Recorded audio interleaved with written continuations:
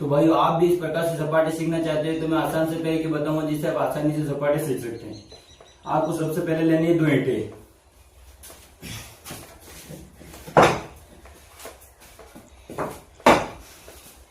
दो ईंट लेके उसकी दूरी होनी चाहिए आधा फीट और आधा फीट, मतलब 1.5 फीट। उसके बाद आप आसानी से सपाटे मार सकते हैं।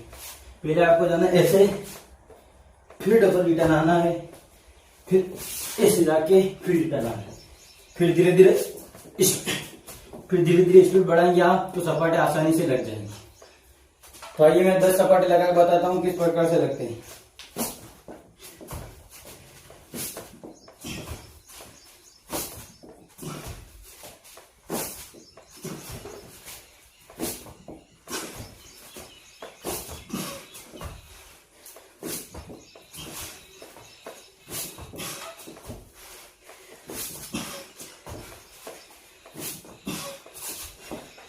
तो भाई फाइनली आपके सपाटे कंप्लीट हो चुके हैं।